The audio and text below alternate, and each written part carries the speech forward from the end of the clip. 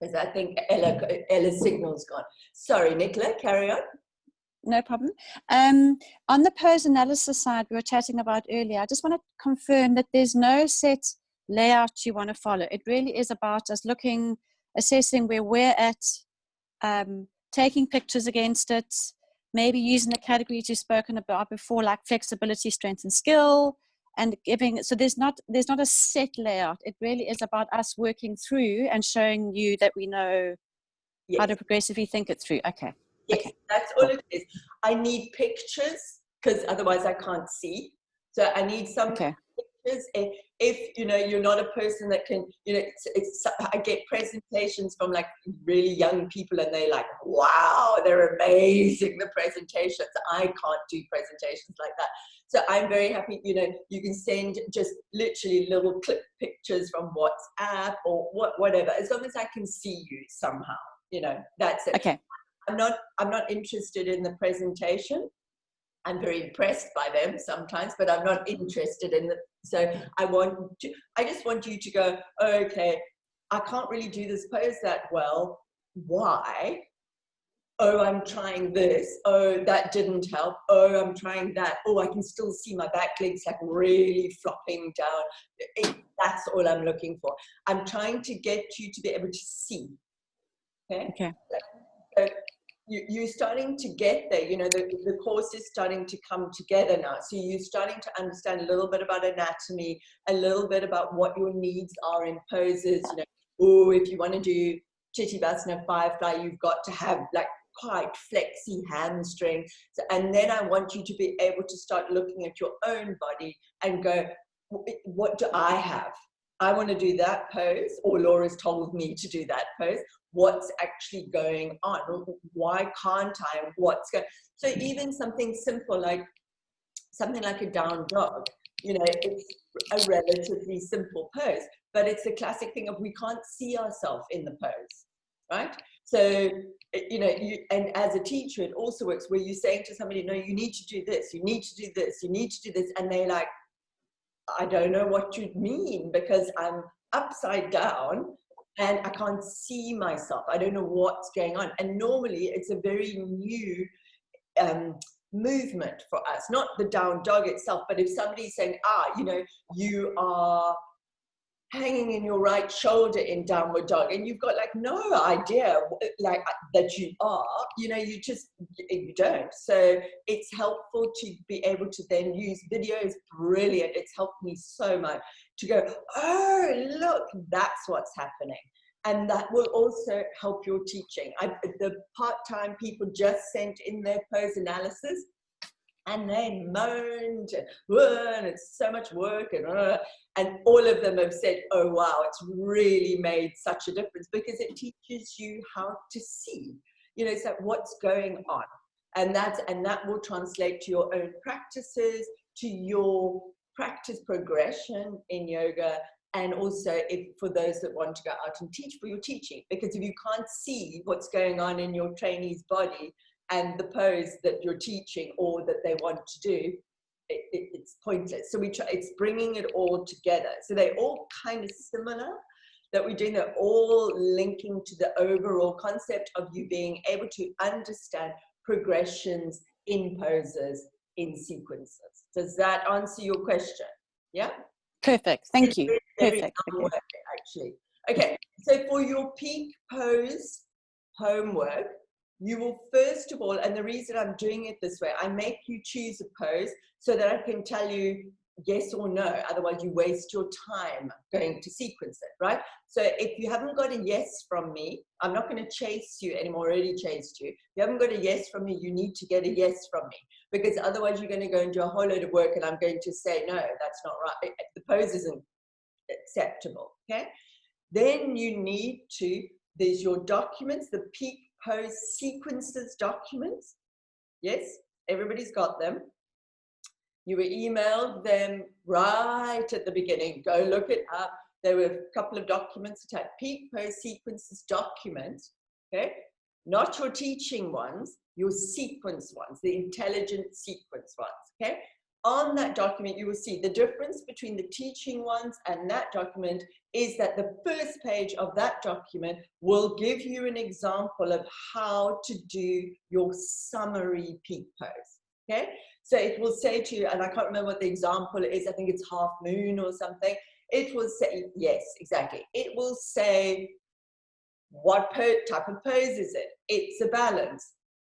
What else? That's exactly it. So what needs to be, what flexibility do you need? What needs to be stretched, right? Hamstrings, okay? What needs to be strong or on? Back leg, what's it doing, okay? And it gives you a little template for you to break down your pose, okay? Then I want you to go, it goes, what will tire? So if it's a one-legged balance, what will tire?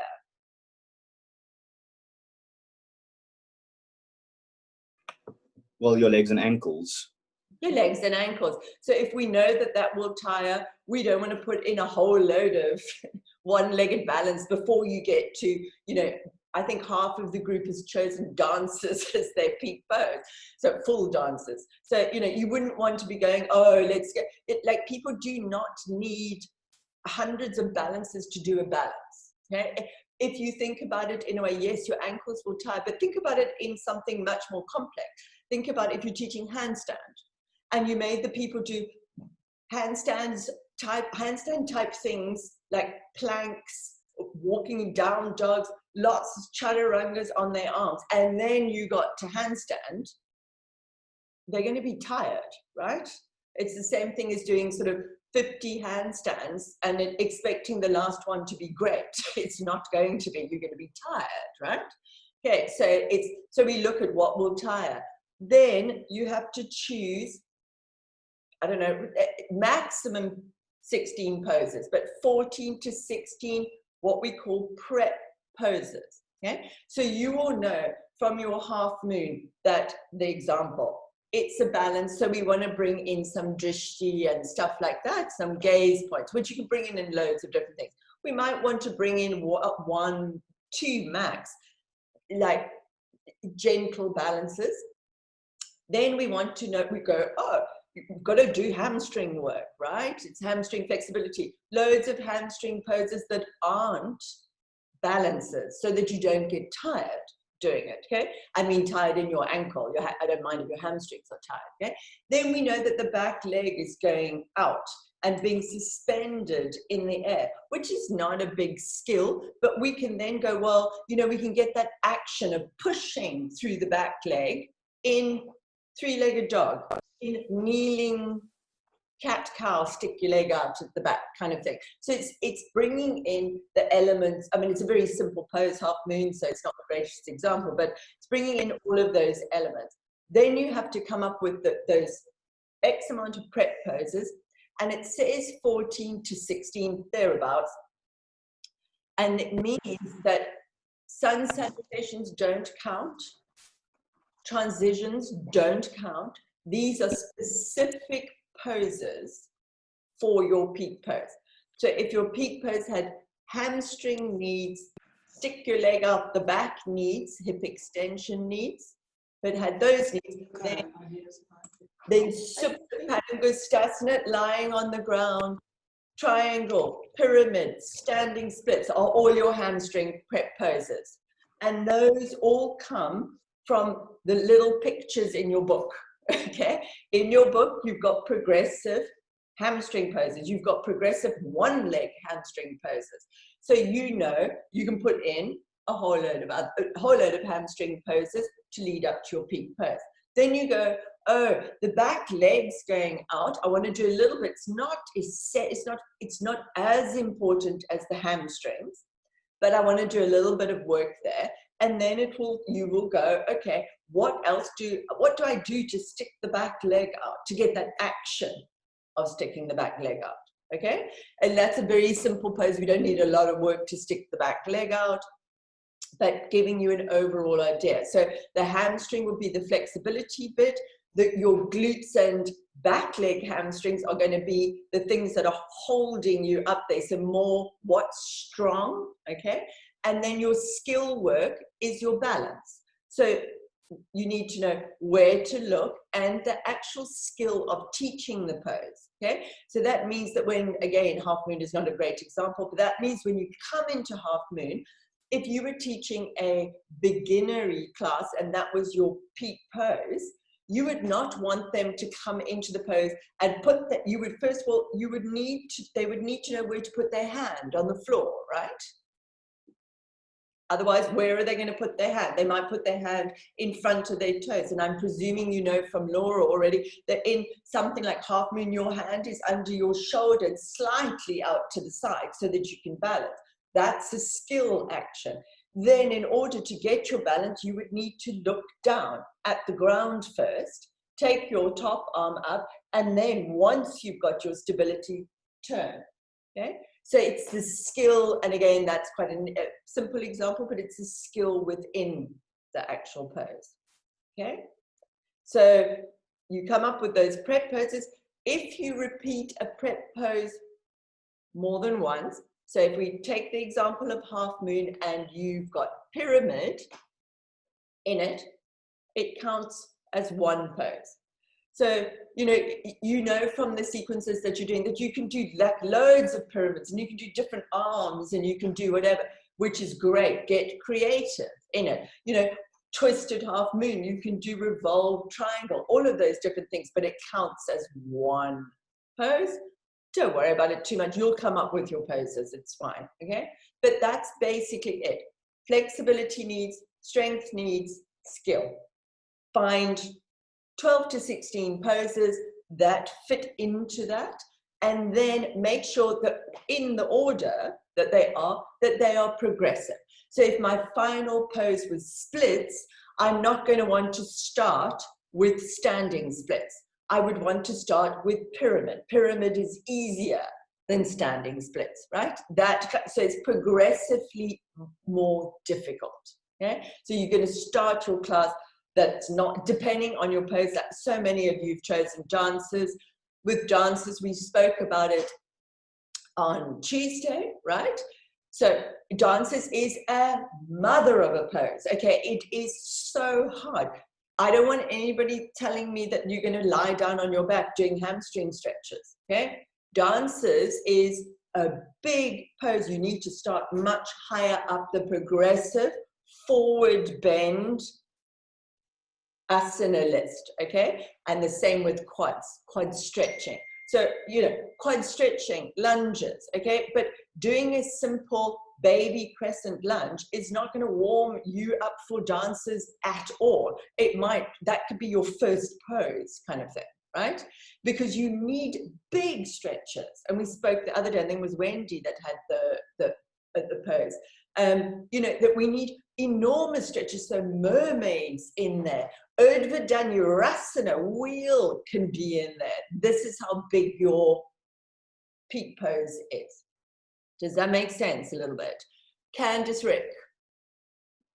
Yeah, for the transition poses, we're talking about downward dog, plank, Tadasana, Hastasana, that type of thing. That's your transitioning. So if you look, you're going to see Bev tomorrow as well. So how this works is you come up with your 12 to 16 poses, your summary poses, no transitions. Okay, do not give me transitions, because then if I take your poses out and I say, no, those aren't good poses, it's going to mess with your transitions. Okay, do it in stages, because it really will work for you. Okay, and for me, because then I don't have to go, okay, no, it's wrong, go and do it again. Do your prep poses first, and I will go, yeah, that's fine. Okay, then you need to listen to the peak pose sequences video on the website if you have not done so already, because that explains the transitions. All right, the transitions are completely and utterly dependent on you, right? That means, first of all, how do you want to teach as a teacher? Okay, I need you to make it into a flow. That's just so you learn how to make it into a flow, right? So in other words, it can't just be a workshop, because you could just do prep poses and make it into a workshop. It's got to be a flow, so the poses have to link, right? That means you all know what flow is. You move from one pose to the next. How you do that flow is entirely up to you. Some people, it's really trainee dependent. Some people want to spin around the mat, doing half circular flows and back and one side and then the same side again and then another side, etc. All right, to keep it moving and interesting. That is, I don't really like doing that. I find it a waste of time, but I get to choose what I want to teach. So, you know, it's like, but out there in the studios, certainly in Cape Town, that people are doing massive circular flows, back of the mat stuff, all of that kind of stuff. So if you want to be that type of teacher, you need to look at the flows that make you that type of teacher. So that means that you would be doing, for example, holding into a pyramid pose, coming up, crossing your leg, curtsy, squatting down, coming back up, pistol squat, coming back up, skandasana to the back of the mat, skandasana back, etc. So you'd be around the mat and having fun. If you are, depending on you as a teacher, if you are a slower teacher, slower doesn't mean that it's not harder, then you may want to keep your transitions very basic. So you may want to then just do sun salutation, transitions, and make things work that way, okay? If you're going to be the circular flow type teacher, and we've got on those peak pose sequences, the video website, there's slides with transitions, like different types of transitions that you can do. You need to choose how you want to teach, what type of transitions you want to do, and then they need to work with your prep poses. So in other words, if one of your prep poses was Baddha Konasana, butterfly, right? Then butterfly to Skandasana, bit tricky, right? Okay, so it's got to work in terms of like sit down, do it yourself, and you'll see once you've got your prep poses, you'll have to sit down and go, okay, I've put butterfly in, and my next pose is standing cradle 4. How am I going to get there? And that's when your transitions come in. Okay, and if you're a simple transition person, you want to be facing the same direction and no around the mat, then it will just be much more simple, but it's got to be directional. You've got to be able to get into the base. There's no point saying to me, Baddha Konasana, pistol squat, and I'm going to go, huh, what? Like, how do you get from Baddha Konasana up, and then now you're in a pistol squat, and your next pose is triangle? It's like, you know, it's absolutely fine if you want to sequence like that, but you need to figure out how the person gets to the pose. The thing with the modern vinyasa, which is what Bev's going to do with you tomorrow, it's not my thing. So it's very fast, and you'll see from the slides as well that modern vinyasa, you've got at least about 60 odd poses, including transitions per sequence. So you're moving, and that's on one side. So it's 120 in 1 hour plus Shavasana. So it's down to like 50 plus your start, okay? So it's probably in 50 minutes, you're doing between, let's say 90 to 120 movements, okay? It's fast, okay? You're just moving like this, bang, bang, bang, it's fast. It's absolutely fine. It can still be intelligent. It can be fun, but most of the movements in a modern vinyasa class are transitions, okay? You're just moving around the mat. It's like an all-rounded, and I mean, the guys that live in Portugal, England, and things like this, it really depends where you're going to studios. You know, in Cape Town, the big studios are all modern vinyasa studios. You're like running around the mat. It's like, yeah, it's just the way things are. But you may be in Cape Town and not go to that type of studio. So it depends how you want to be as a teacher. You know, like normally about 25% of people trainees, they want to go and teach at a hot yoga studio, and the hot yoga studios either want them teaching Hot 26, Bikram, or they want them teaching power yoga or modern vinyasa. They're exactly the same thing. One's just hotter. So it's fast yoga. So that is if you want to be that type of teacher, go you. You still have to come up with the intelligent poses in between. I want the intelligent poses to get the person to a bigger pose. I want you to know how you do that, and then you can speed them around the mat or not. Okay, so there's your classic transitions, and they literally are labeled in that peak pose sequencing video. So your classic ones would be your, you know, warrior to reverse warrior, triangle, river, etc., to the front of the mat, chaturanga, etc. So it's all listed like that. And now there's just much more, there's more quirky transitions like Shiva squats, pistol squats, Skandasana, just different stuff like that, that you can also add in. And Bev will go through, she'll do a little modern vinyasa class with you, 60 minutes, and then she will go through that as well. And the slides will be very similar to what the ones are in the transitions on the website. Okay, so just do your prep poses first. Don't give me transitions, because it's highly likely that it will be wrong and you'll have to just do more work. So go slow. Nicola.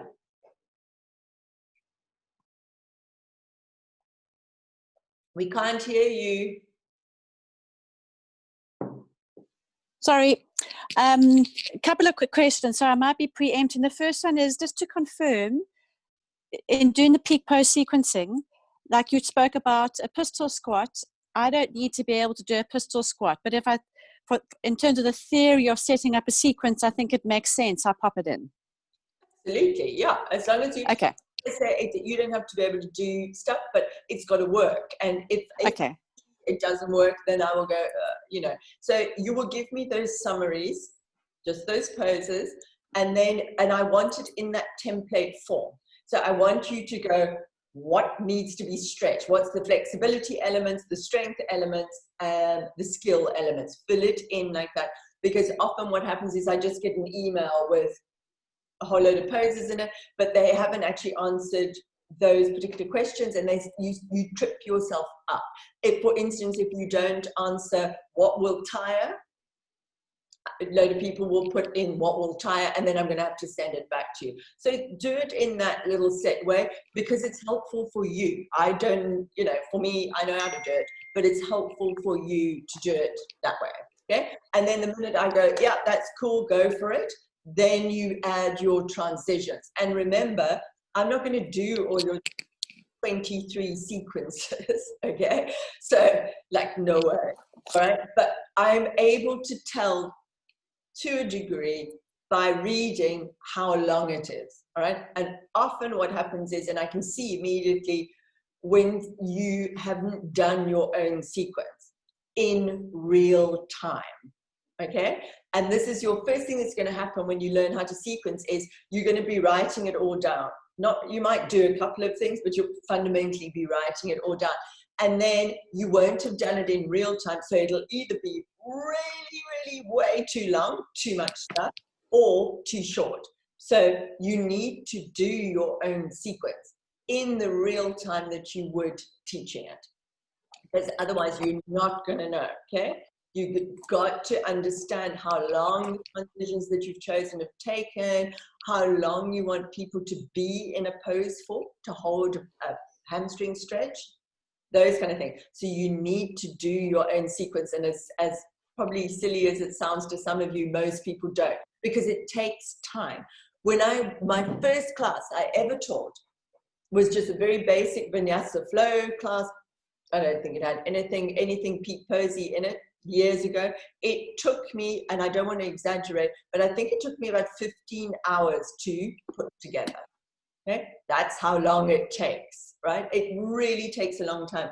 And even when you go out there and you've done 5, 10, 20, 30 sequences, 40, 50, whatever, it is the most time-consuming thing for teachers to sequence. Okay, so this first one you do is going to take a long time. The peak pose, the prep pose stuff will probably be fairly quick, but it's when you're putting the transitions in and working out the timing. And remember, if you're going to be a modern vinyasa teacher, right, as in the speed, fast ones, the transitions are so complex that you have to remember them. It takes a lot.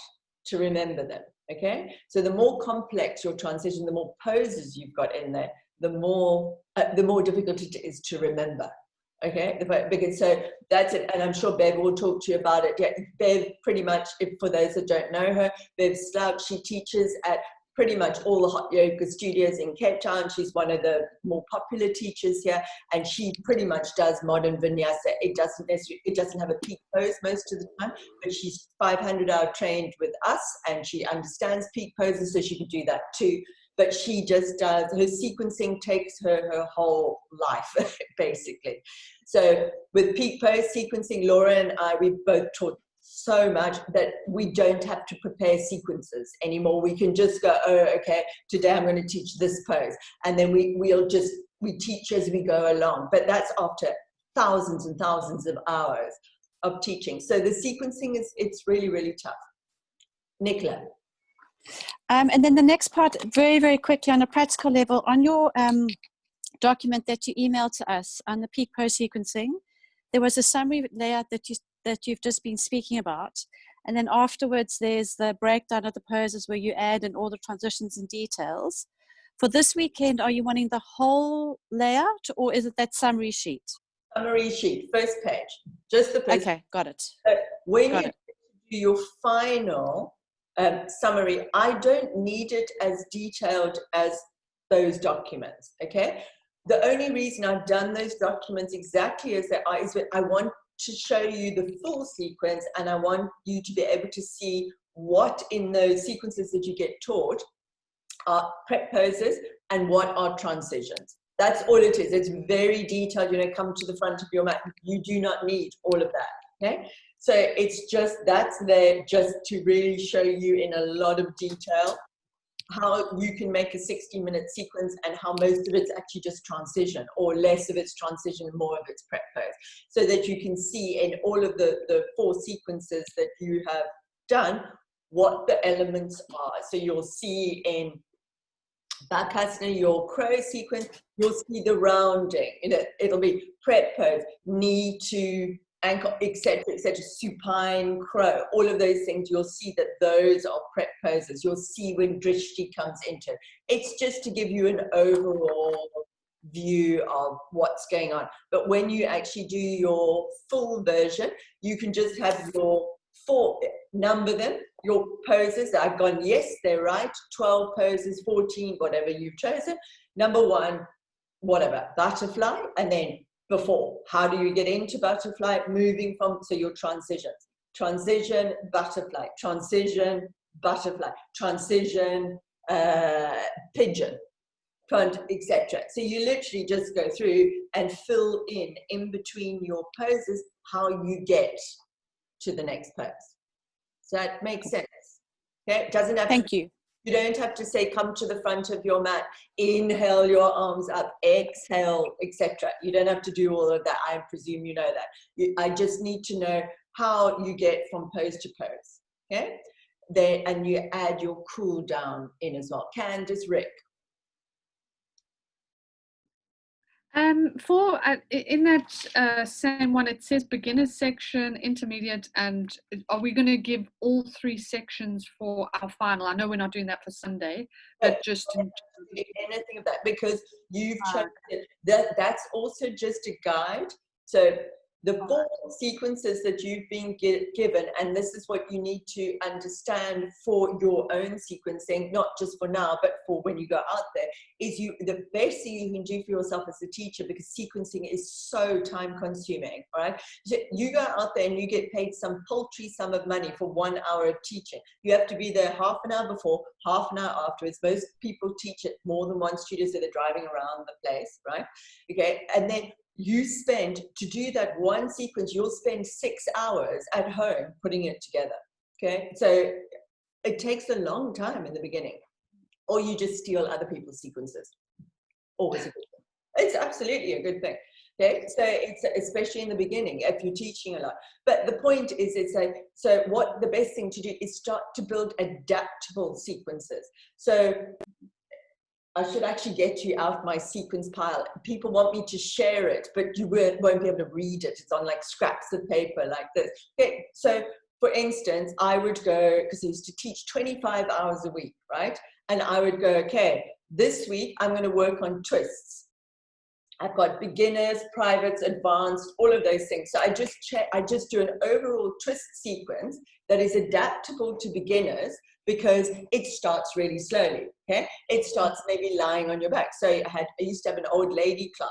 Well, actually, they were my age, but they couldn't do anything. And then they would come in, they couldn't do anything, and then I would just still do the twist sequence, but I would start it really slowly and really basically. You know, they'd be lying on their back, sort of curling, almost like a hatha yoga class. And then I'd get my crazy 500-hour teachers who advance, and we would be doing twists in headstand. But the sequence, the basic rounded sequence is the same. It's like that's why you need to understand progression. So it's like twist progressions, you know, forward bend progressions, because it's adaptable then. You know, then you just can go, okay, so we take a pose like Natarajasana, full dancers. Now we know that's on the advanced level, okay? But we also know it's a back bend and it's a lot of hamstrings, right? It splits fundamentally. So on those two elements, that back bend and Natarajasana, which is one of the most radical back bends, there's still a few more. But if we take it to beginners, we've got bridge. So it's just the same thing. So we warm up all the same stuff. It's just we do more, stronger stuff for the advanced people. So it's thinking in this mind of being adaptable. Plus, you know, you could teach absolute beginners or people that are older and haven't really done exercise very much, or you could teach really advanced people. And then you can adapt your sequence. You can go, oh, you know what? I've got that great twisted half moon sequence. What I'm going to do is, for my beginners, I'm going to use exactly the same sequence. I'm just not going to do twisted half moon because they're all gritty and can't touch their toes or whatever. But the sequence is still the same. I'm still going to do a lot of this and some hamstring stretches, but I'm going to stop before that. No? But, oh, I've got my crazy advanced people. I'm going to do twisted hurdlers. It's still the same stuff. It's hamstrings with a twist. So it makes it adaptable. And this will be, you know, you've chosen a very fixed pose. So if you've chosen Natarajasana, it's a huge pose. You have to start high on the progression, okay, of the back bends and of the hamstring, which you can't start lying on the ground. But you can know that, okay, I've done the advanced section of that type of movement. If I was teaching something similar to more beginner type people, I just wouldn't do Natarajasana.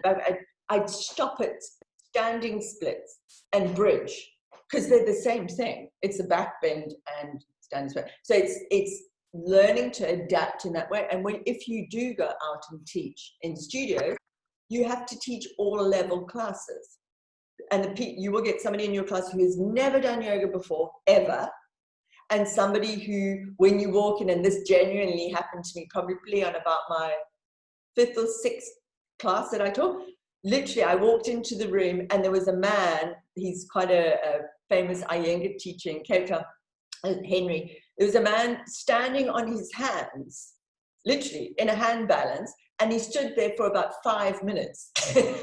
And I was like, oh my word. And I think I'd planned a forward bend sequence or whatever, and I just did what I, could do. But you're going to have somebody who's like really, really beginner and somebody who's really advanced. So you have to plan a sequence that meets 95% of the needs of people, right? You can't please everybody. The beginner might go, oh, I hate it. This is terrible. I can't touch my toes. And the advanced handstand yoga, you might go, well, that was a bit too easy. Whatever, doesn't matter. You've got to do an all levels round pose. So literally working up to a final peak pose, and when you're doing peak pose sequencing, and getting people into progressions into the pose. And they may not be able to do the final pose, but if you teach that sequence or similar sequence 4 times in a month, because people come back to you, maybe on their 4th time, they'll get into crow, or they'll get into a handstand, because you've taken them down this journey where their mind's going, I get this. I'm starting to understand it. Okay, so you don't have to split it up, but just understand that. Think about who you teach. So you've got to think about who you are teaching and what pose you're teaching. Tato. Hi there, Catherine. Sorry, I just need to clarify something because I'm a little confused. When I sent you my peak pose yesterday for the sequence, I thought that it had to be a backbend because you'd grouped us. No. Remember, you'd sent an email, but that's for the teaching one. So now I realize that I've chosen a backbend peak pose sequence. And I'd rather do a different one so that there's no duplication for later. With the teaching, I'll need. Okay, is that okay? All right, I'll send you another one. So that brings me to the final thing, which is your teaching. Okay, so you've got Thank your you. pose and pleasure. You've got your pose analysis, right? So that's your 3 poses for you, and you're going to make a little sheet with pictures, and you're going to send them to me. Okay. Then you've got your pose demos. That's what you're doing with Laura. You don't need to do anything other than what Laura says. If Laura says you need to go away and do more work on this and send me videos, just do what Laura says. Okay. That's it. Practice. You know, if you're going in there and Laura's like, you know, you're tricking us and it's absolutely fine, that's great. You don't need to work on it. You can if you want, but etc. Okay, so that's your pose demos. Then you've got your sequencing, peak pose sequencing. That's the stuff that we've all just talked about. The summary, the 12 to 16 poses, comes to me this weekend, I think. And then you've got to add your transitions once I've actually said, go ahead, right? Then you've got your teaching practical, okay? You were emailed at the beginning, groups. Ah, there we go.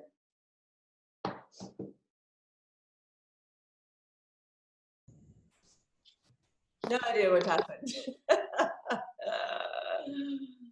The tech world, it just collapsed and then came back up again. I have no idea why. I didn't touch anything. Okay, just wait till everybody's back on.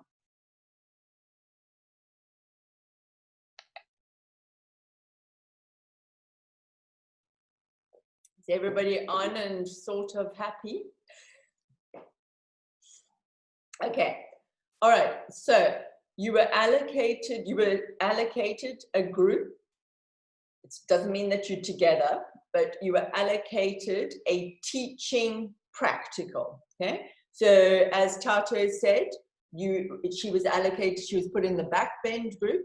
So we took the twist group out because it's too complicated for beginner teachers to teach twists. It's way too complex.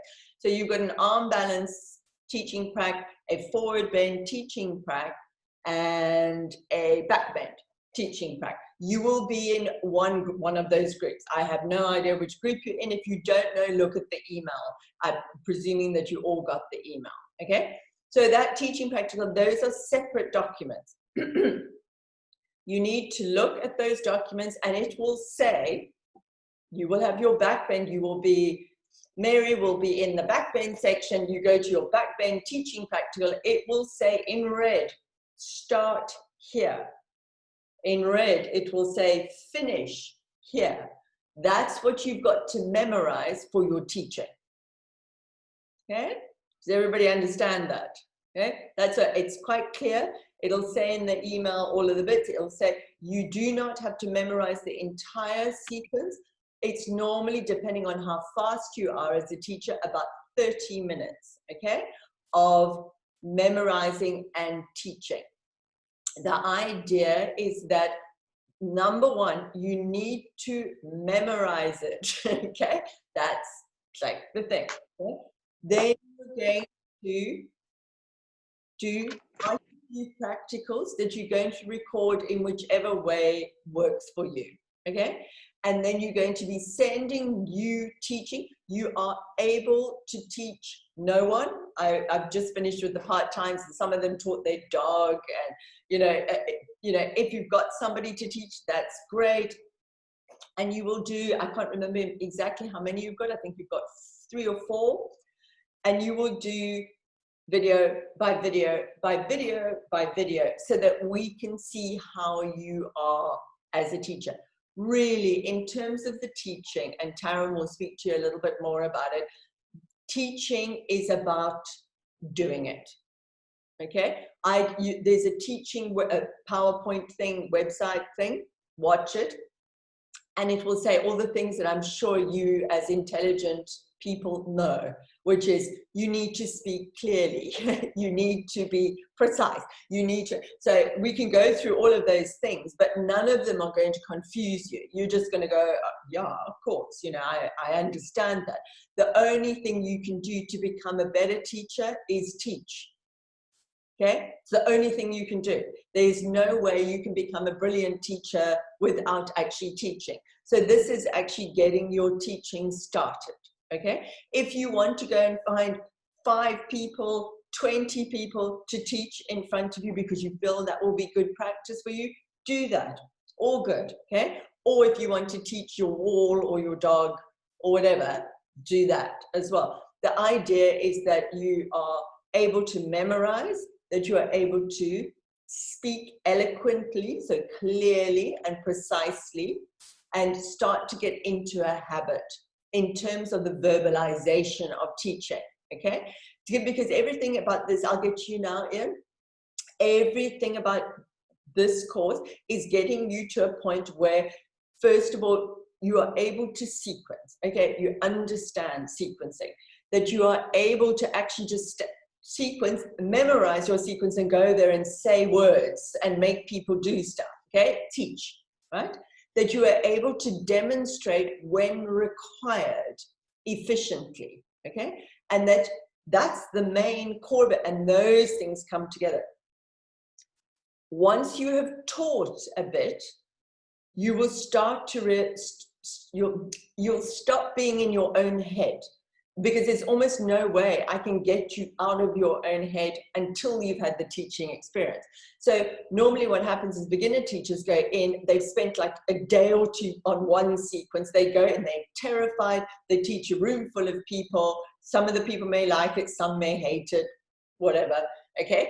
But the teacher is very much involved in themselves. They're very they're nervous, they are worried that they're going to forget their sequence or run out of time or all of those different things. And there are lots of tips in the teaching video that Taryn will go over with you that help you escape from those problems, okay? So that teaching tricks where if you freak out and you've forgotten your sequence, if you stick people into a child's pose, it gives you some time to go, oh, what's going on, and go back. But literally you have to teach. And once you've taught a lot, that's when you start to be able to see. That's when you start to be able to go, look at Ian. Oh, wait, no, Ian, step your right foot a little bit further forward. And then you've got out of your own head. But it's a process, okay? It's literally a process. So we've got to get you to start the process. So when I think about really beginner starting teaching. Ian, what did you had a question? Yeah, I just have a quick question regarding the teaching sequences. So if I understand correctly, in the document, it's got your information that says your warm up, and then it says teaching starts here, and then teaching ends here. So we only need to demonstrate on video teaching starts here to teaching ends here. We don't have to everything in front of that. Nothing in front of that or after that, purely because an hour on video, most of your internets will die and collapse into a big heap trying to send it, okay? It's impossible. You just some of the teachers now have had to split it into 2 lots, and it's been big drama, okay? Trying to send, you've got to, I mean, what I would suggest to everybody is that I use the Handbrake app, which you can get for any computer, and it compresses the file quite nicely. Then you send it via WeTransfer, Dropbox, Google Drive, whatever it is that works for you. You know, everybody's got different stuff, but you're going to need to compress your video, because even if it's 20 to 30 minutes, it will take you, unless you've got really fast Wi-Fi like I do. Look, if I put a website video up, I try to keep it to about half an hour. My Wi-Fi is 100 megabytes, right? It's fast. It takes me about 15 minutes to get that up. people out there have got 4 megabytes. It's going to take you 5 hours to download something. Okay, so you have to compress it and just keep it to that starts here, finishes here. Okay, just because otherwise literally your computers will blow up and then it'll crash and then you'll have to send it again and drama. Okay, Rosalia, you had a question? I think Candice Rick was before me. Oh, I'm sorry, Candice. No, but you can go, it's all right. Okay, Rosalia, Okay. go. Apparently, you're allowed. Okay.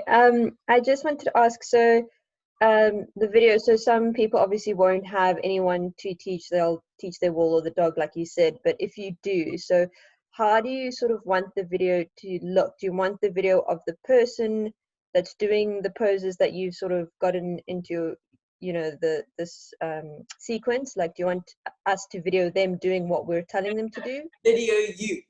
I want Video to see me. you teaching. Yeah, I'm not interested. Okay.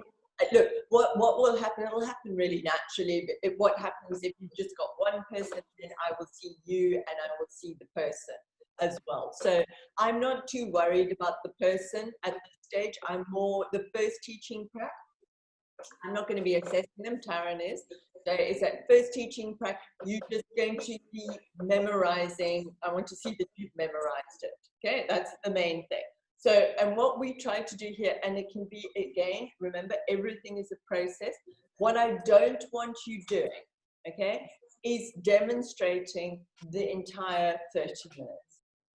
Okay, either if you're teaching a wall, your dog, or a person, I don't want you demonstrating the entire thing.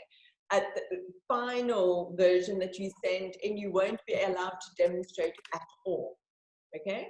So other than hand movements, what I want to see is that you're standing up and that you're looking at your person and you're instructing your person, if you've got a person, to do something, okay? So it's like step to the front of the mat. And I want you not to do, when you do your first practice, to demonstrate as little as you can, okay? So it really does depend. And, you know, guys that aren't, you know, natural English, you know, mother tongue is English, you have to teach us, I have to see you in English. So that can be very challenging. So then for people that speak a different language and it's not easy, demonstrate a little bit more, okay? So it makes things a little bit easier. So it's adapt to trying not to demonstrate too much to verbalizing more, okay?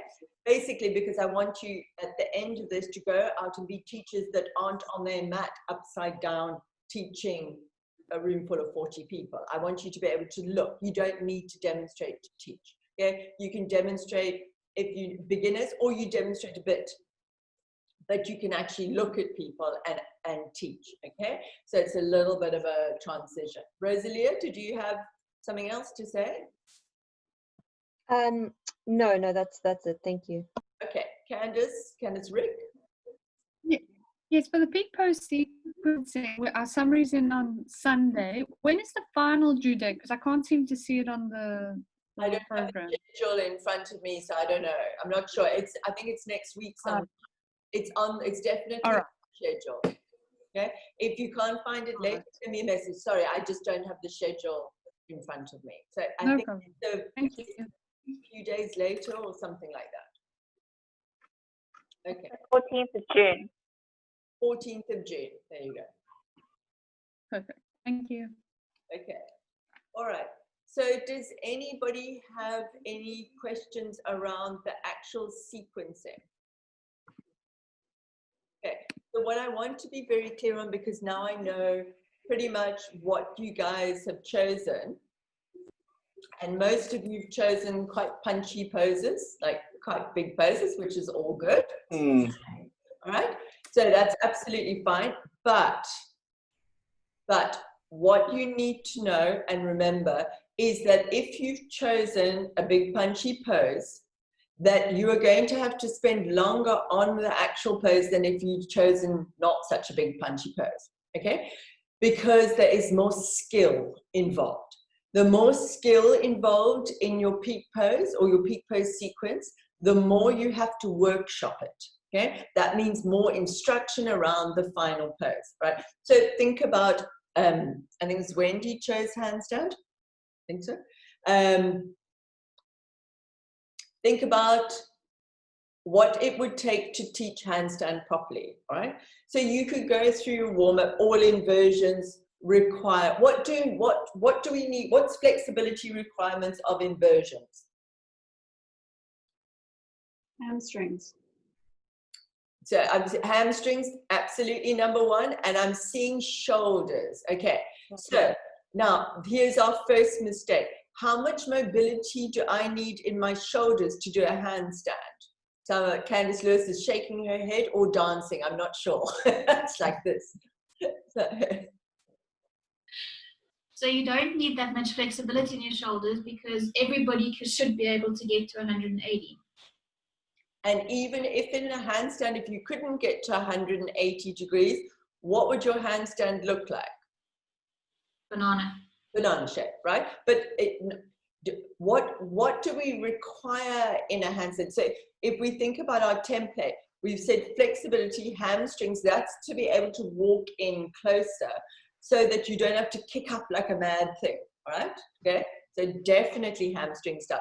And then what else do we need? So we're talking about handstand. What kind of strength or solidity do we need? Strengthen your shoulders and your wrists. Wrist strength. Shoulders and your, mainly wrist strength, I would say, comes way down the list compared to shoulder strength, because we need to know that people are strong enough and they like a push, and it's a rigid, okay, solid, not stretched out, okay. So we don't require mobility work in shoulders in handstand, okay. We want the very opposite of that. We want people to straighten their arms and push into the ground, not have like floppy arms or really bendy, you know, not bendy, but like mobile shoulders. So we actually need strength. So if it's hard to understand in handstand, what do you think we need for our shoulders and arms in a plank?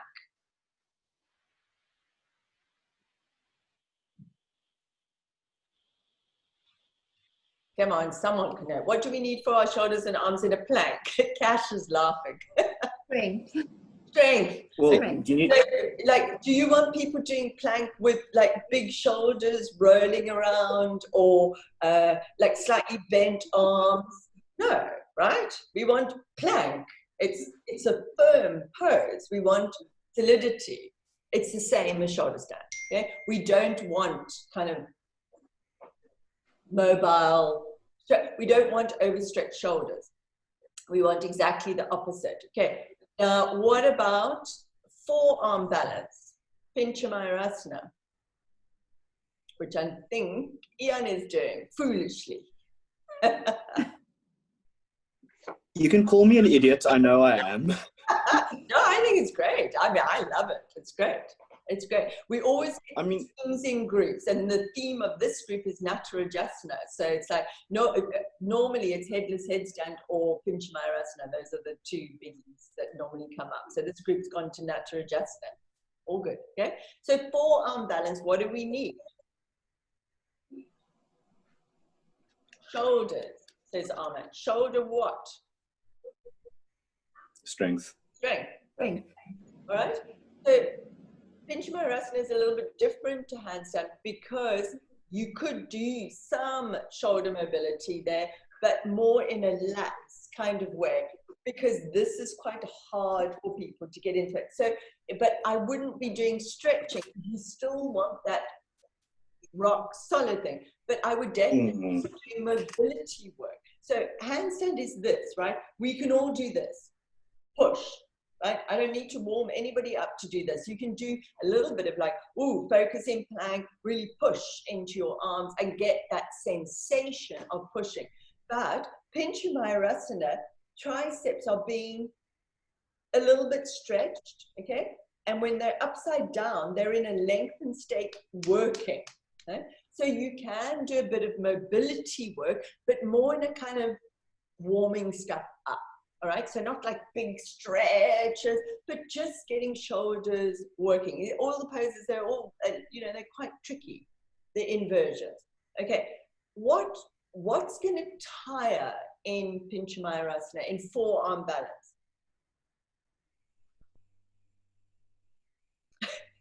Wrists. What I can see is Wrists. Elbows. it's like that. It's like, yeah, it's like, yeah.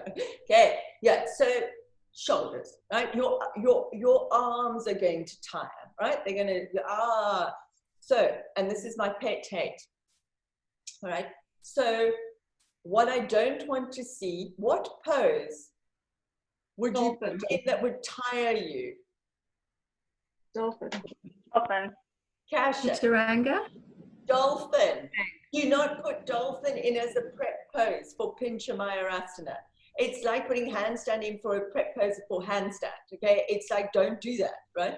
For most people, dolphin is much more load-bearing, face punching. I hate it. Put me in Pincha Mayurasana any day, all right? But dolphin is going to tire you out. So normally when people think, oh, I'm going to sequence for Pincha Mayurasana, I'm going to put in dolphin. And I go, no, don't put in dolphin. That dolphin is an optional pose, okay? So when you get to your peak poses, so let's take Pincha Mayurasana, you will have to come up with a little bit of a session against the wall, right? Well, how else are you going to do it, okay? So you're going to have to give people options on how to get up the wall, right? Some people in your class are going to be absolutely terrified of going upside down. Fine, all right? Dolphin is the option to not going upside down. Does that make sense? It's the option pose. It's like doing Urdhva Dhanurasana, and people are not ready to go into Urdhva Dhanurasana wheel, bridge, put your hands back.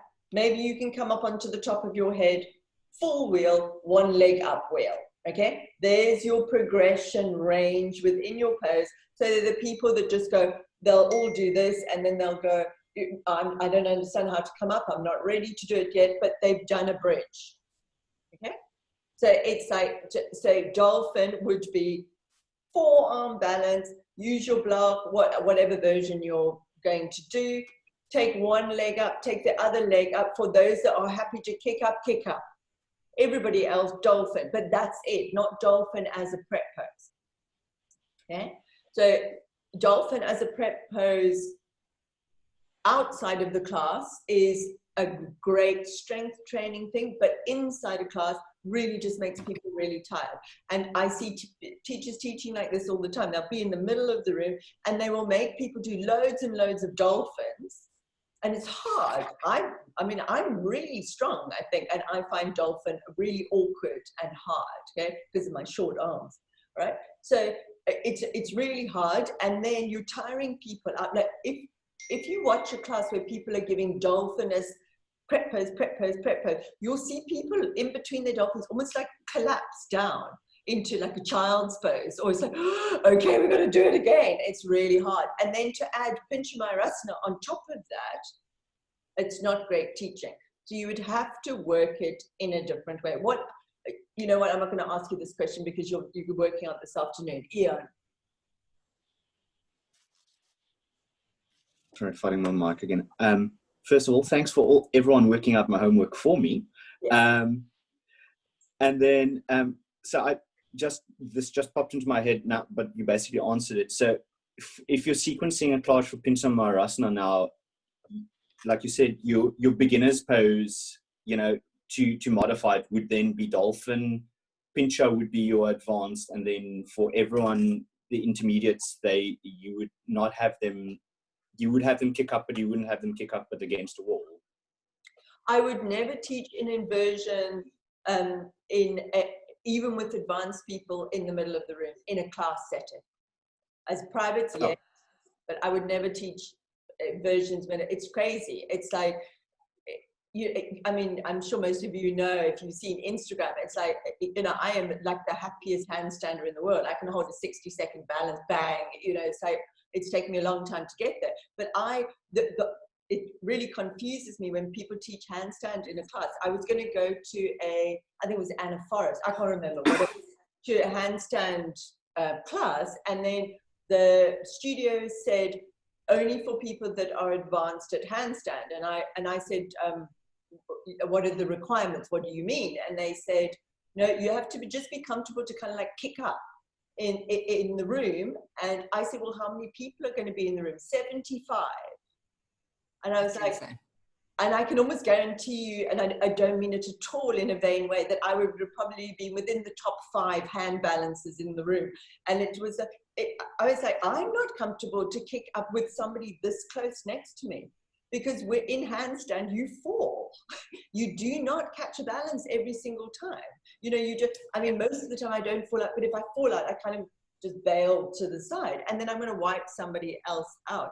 So my personal opinion is like, I wouldn't teach handstand in the middle of the room, and I wouldn't feel comfortable to kick up in the middle of the room with people really close to me, because like mats this far apart, because if I bail, yeah, and also even more than that, if I'm in the top 5 hand balances in that room, there's 70 people that can't balance, and I have seen people fly over, hit people, all of those things. So for me, the wall, if you haven't got a wall, don't teach it, but that's, you know, it's your call. So you're going to learn with Laura this afternoon progressions into inversion. Okay, this is going to be, depends on whether you're a happy inversion person or not, balancer. You know, it's ways of you building up your own practice using the wall in different stages of getting up there, and ways that then you will translate into your teaching. Okay, so it will literally start with you facing the wall. So she will teach you what we call headless headstand, which is kind of like forearm balance, but your arms are like this, but your head's off the ground. Okay, don't worry, she'll show you this afternoon. But you'll come into like a little crouching down dog, and then you will maybe put one leg on the wall and the other leg still on the ground. This is your beginner version. Okay, then you may say to the person, well, you know, if that feels comfortable, take the other leg up. Then they walk the other leg up and they hold on the wall. So that's building strength. Okay, I'm not talking about, for those of you that've seen, if we talk about handstand, where people walk in like completely flat against the wall, because that's really scary for most people. But it's like holding a diagonal line to build up strength in your arms for handstand or headless headstand. Laura will take you through those progressions. Then it may be, okay, there's a whole load of people that feel happy up there. Maybe you can still facing the wall. You can take one leg off. And when I mean facing the wall, I mean my face is looking at the wall. Okay. Then maybe you can take one leg off and you're just holding there with the other legs on the wall, holding it. But you haven't had to kick up yet, because when people are scared of inversion, they are not scared of being upside down. They're scared of kicking up and falling over. The two things are totally different. Okay, you have to know that.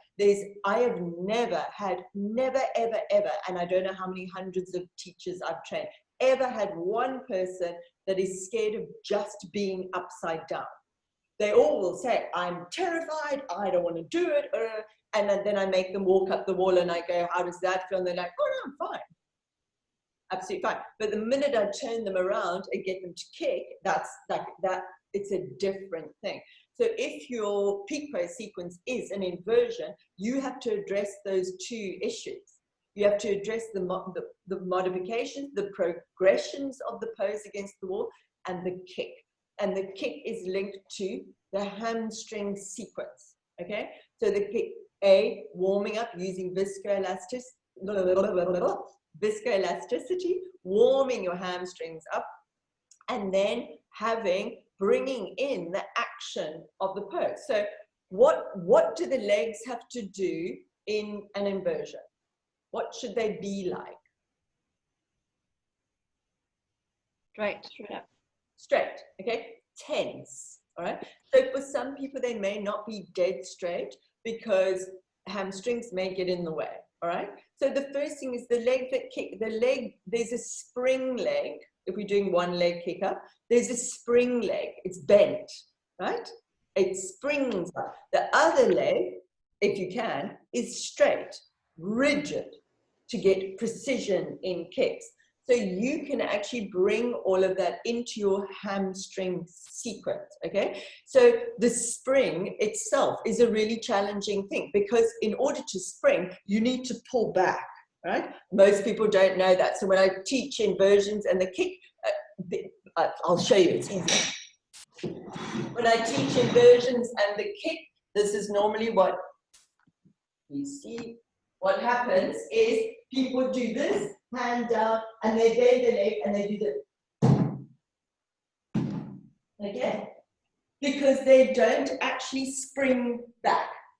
So it would be, sorry about the hair, walking in, bending, I then need a rigid leg, but I need to spring this action. Okay? So you need to touch. You need to bring the action of the spring in, and you need to bring the action of the rigid top leg. Okay, so that needs to be part of your sequence. Okay, because most people just can't get that at all. All right, so you see, it becomes tricky because there's skill work. If you've chosen handstand as, or actually forearm balance as well, of course, you need to be able to explain to your people, where do they put their hands? Shoulders over hands. You need to, where do they look? Where does their spring leg go? Where does the back leg go? So it becomes much more technical than you kind of think, you know, other than just go to the wall and kick up. Okay? So it's a progression of poses. Make sense? No. literally doing my homework for me. Yeah, exactly. So that's fine, but it's hard. You're still going to have to put it together into a sequence. All of this stuff is it's all in your manuals and on the website videos anyway. I'm saying all of this is all there. Okay, so it's all you've got the material to go, okay, actually it says here I need to bring XYZ into my sequence, and because it's important. So if we take something, I can't remember who is doing Parshva Bakasana, twisted crow. All right. So what is twisted crow? What is it? Number one. Twist. Before twist, something more Balance. Arm balance. Balance. Okay. It's an arm balance. Okay. So that brings in the whole shoulder strength thing. Okay. Then we have to look at mobility. There's not a lot of mobility, but what is crow? Twisted crow. It's a skill pose. It's a pose that you have to give lots of instructions to get into, and you can't make this a workshop. You've got to make it into a flow. So it's going to have to be, okay, all of these different poses, where do I get my upper arm onto my thigh, but in a whole load of other poses so people don't have you going at them.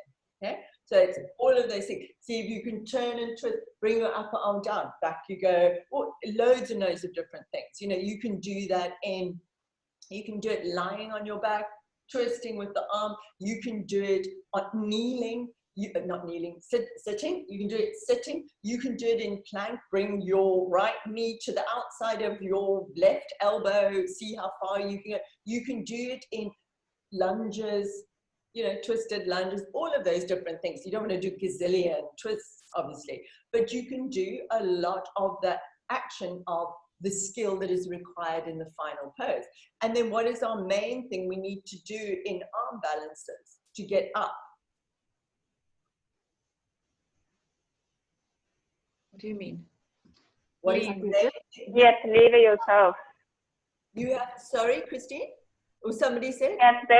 You have to lever yourself. So basically your head has to move forward so that the back of you can move up. Exactly. You have to lean forward. You have to use your levers to lean forward. It's the same as a handstand. If you do not go forward, you will not come up. It's the same with any arm balance. If you do not move, look where you want to go. Twisted side crow is not crow. Crow, we look forward, right? We look forward and we lean forward, okay? So that's a skill that you're going to have to bring into your sequences somehow. Twisted crow, we're not looking forward because we're not going forward, we're going over there, okay? So you need to be looking that way. You need to also know Where do the hands go? And with Twisted Crow, have you done Twisted Crow with Laura yet? You have. Okay. So you know you can have your hands facing forward or you can have them to the side. Yes?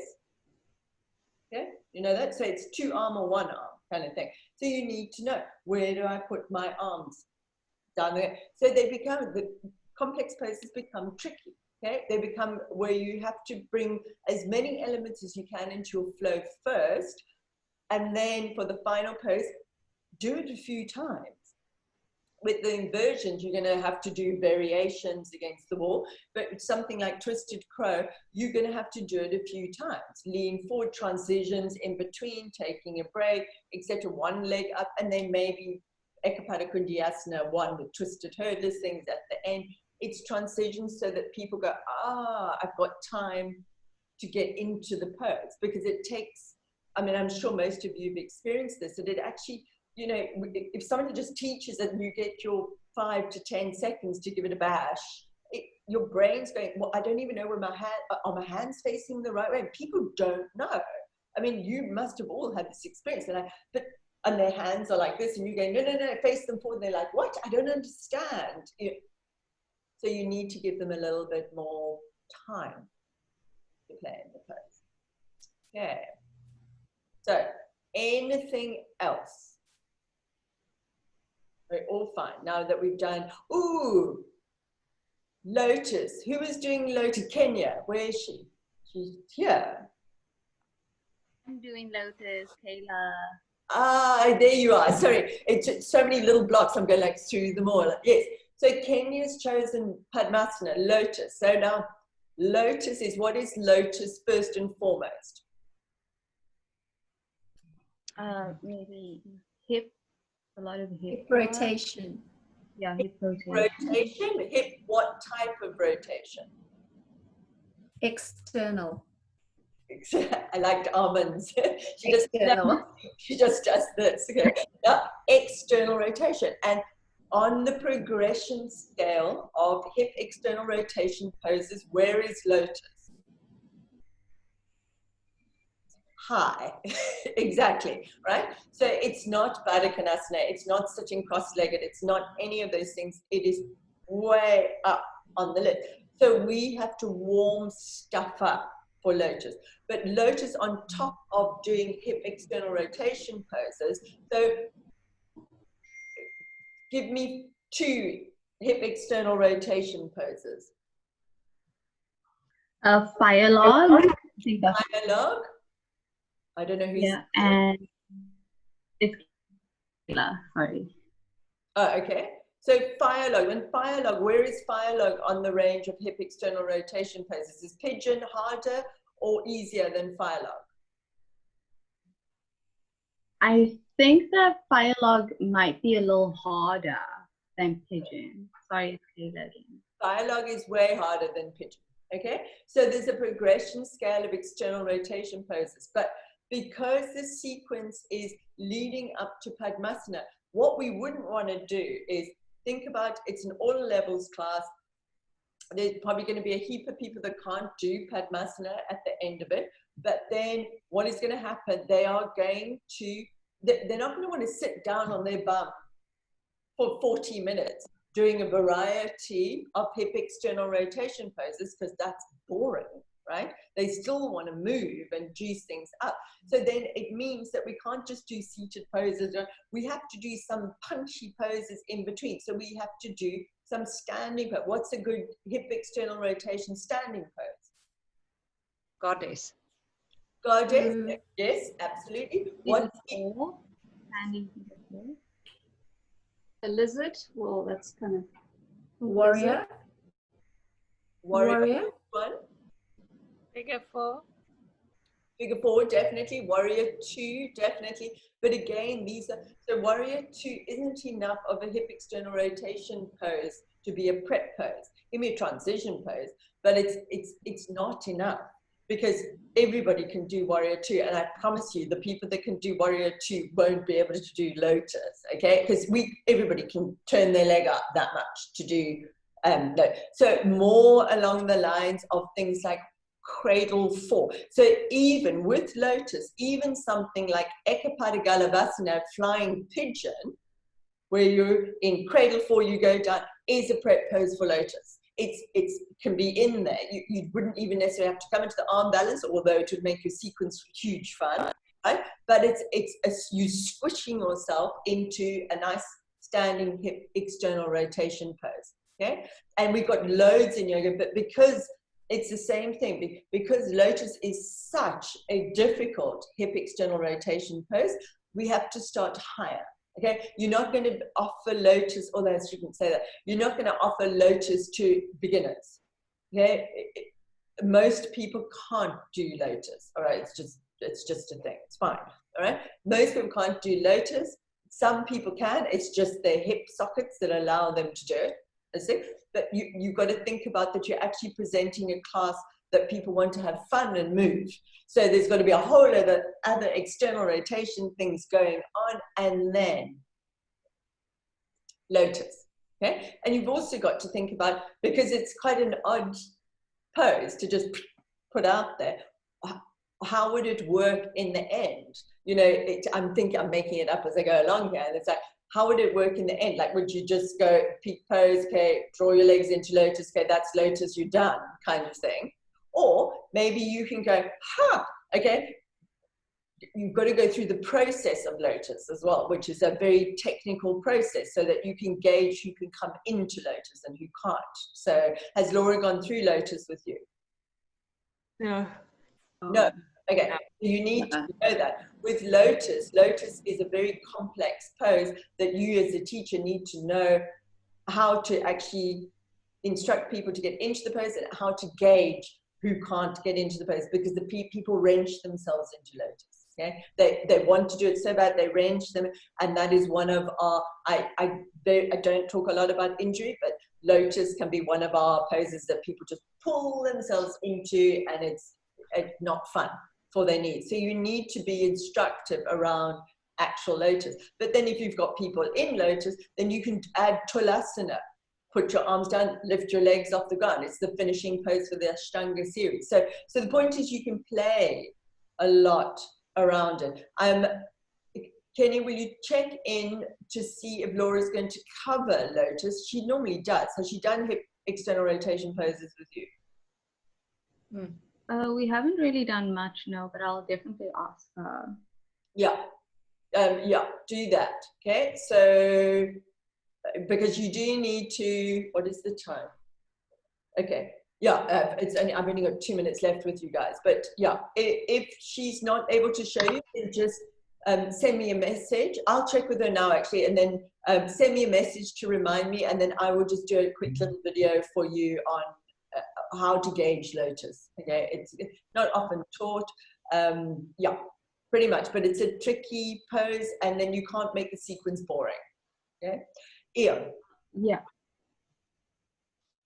Yeah, I just wanted to say, you mentioning lotus and injury. I'm actually one of those people that's hurt myself because I've tried to get into lotus because I so badly wanted to try it, and now honestly, no, I can't do it. So it's like you said, people do hurt themselves trying to do it.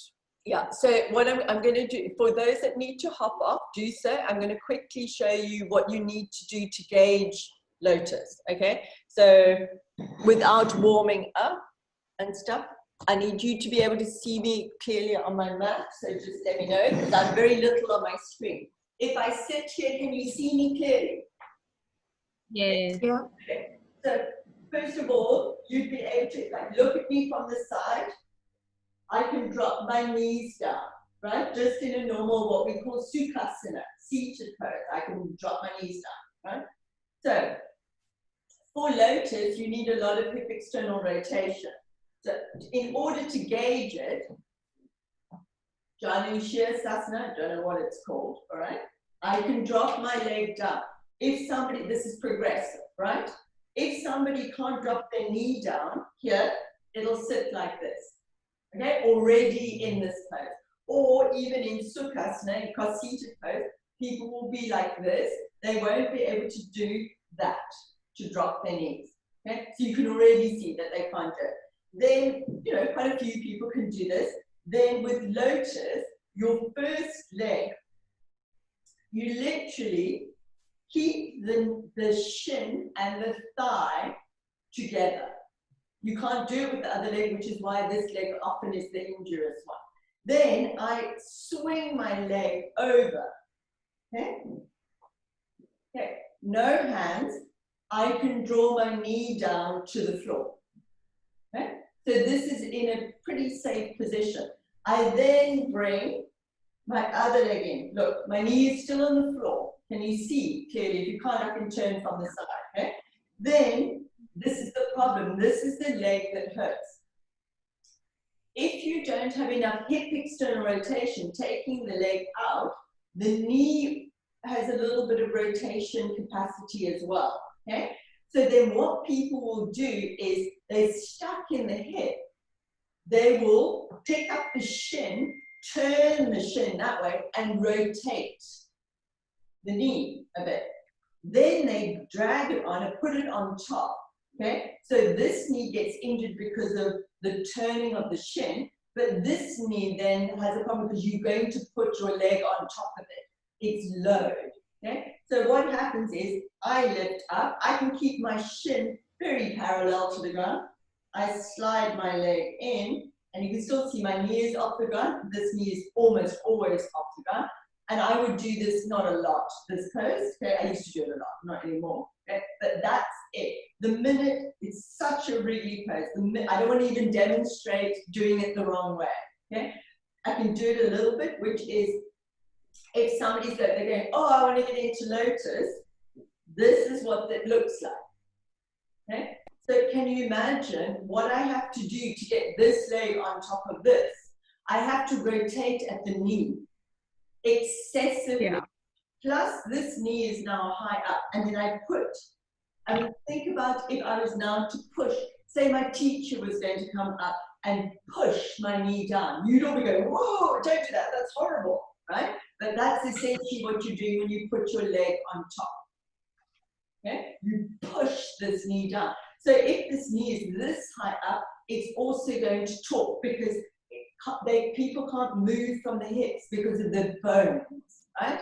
External rotation, the shape of the bones, they can't move anymore. So the movement has to come from somewhere. And the load of this leg on top of this is like bang, and they push down. Does that make sense? Yeah. Did you see it? Yes. And it's difficult to see whether you're seeing it clearly or not. So it's a tricky pose to teach, and I wouldn't be teaching it unless you kind of, unless you're feeling very comfortable about teaching that pose. Is that sort of clear? Kayla? Yes, it is clear. I just thought that it would be, I didn't think that it was so technical because I can do it. So yeah. I just thought that doing like sort of like figure fours would sort of get someone into it, but it does seem to be like technical and someone can get hurt. So maybe it's something that I didn't think through very clearly. But remember that your sequence is never about just the final pose. Okay, your sequence is your final pose. It's there to help you learn how to break down poses, which is a great thing because it helps you go, oh, I can work on it this way and that way. But your peak pose is there to guide you to a sequence. Okay? So if you've got Lotus in it, you've got a hip external rotation sequence. You want it to be fun. You want everybody to be really warm. You want to do a combination of seated, standing, whatever it is you want to do. So it can easily lead to Lotus and to offering Lotus right at the end of it with those instructions. Fabulous. So when I... Oh, sorry, Kate, carry on. So when I'm preparing the sequence, am I preparing it for like a class that start, how do I say this? Do I start the sequence off with like beginner poses and make this sequence that I'm going to do accessible to beginners? Or do I make my peak pose sequencing only accessible for intermediate to advanced? No, you would always, most classes are accessible to most people, okay? the fact that you're offering an intermediate pose means that beginners will be fine. A class like a Natarajasana class, it's going to be a very different class, and not a lot of beginners are going to be able to do things like Urdhva Dhanurasana splits, or the big things that are not required, but you've got to be quite far down those ranges to be able to even get vaguely close to Natarajasana as opposed to half dances. So with Lotus, I would just, it's a hip external rotation. The difference is that Lotus requires no skill. Okay, you can either do Lotus or you can't. Either your hips work like that or you can't. It's like, so your class can kind of be anything. It can be a whole load of things for beginners. It can be whatever. It doesn't really matter, because Lotus itself is literally, either your hips can do it or they can't. It's like, and you have to go, okay, this is how you need to get your legs in, a little bit of assessment, but literally in about a few minutes. You don't have to do much. Most people that can do Lotus without any warming up, and no form of warming up helps people who can't do Lotus. You warm them up like mad, they just can't do Lotus. It's just a thing. So it's like, so you need to just make your sequence fun. Okay. Thank you. Okay, Fabi? Okay, so actually, with that question, if Lotus is a pose that you can either do or not, is it then, like, would it work as a peak pose? Yes. Because, because it's a guide. The peak pose is a guide, right? So a peak pose like Lotus, it's very difficult hip external. You've got to have a serious degree of hip external rotation. So, and yes, some people can do it, some people can't, it's fine, but it guides your sequence. So your sequence is a hip external rotation sequence. So the gazillion hip external rotation poses, like loads. You can do such fun sequences. They're probably, hip external rotation sequences are probably the best, because there's so many poses. So you can have beginners doing the warrior twos, and then you can do, you can go into the cradle for Ekapada Galavasana, your arm balances. You can be in headstand. So a classic thing would be, if I was teaching Lotus as part of anything, it would always be part of an inversion. So I would be teaching an inversion class with Lotus, but Lotus upside down. So it's I would definitely do hip external rotation work, but the people that can actually do Lotus can do Lotus seated, but actually the people that can do Lotus can't necessarily do it upside down. It's very different. Right. It requires skill. It requires, like, where do my hips have to be? I have to do hip flex. It's a bit of a tricky thing. So you've got to see it almost as part of other things, if that makes a little bit of sense. And then my actual question was, for the peak pose that we choose, so it's kind of related to Kayla's question, I think, because Urdhva Dhanurasana, for example, I sort of have always been able to do, I think, and it's considered quite an advanced pose, and I'm not like the most advanced practitioner, but because I find it quite easy, and I know a lot of people don't, that almost makes me feel like I shouldn't choose that as my peak pose, because maybe I don't understand as well how other people relate to the pose, whereas a pose that's more challenging for me, I can maybe work with teaching myself more how to get into the pose. I don't know if that makes sense. It totally makes sense. It's entirely up to you. You know from looking at the pose what the requirements are. You understand what the needs are in terms of warming people up. You understand, not to tie people out with a back bend, all of those things.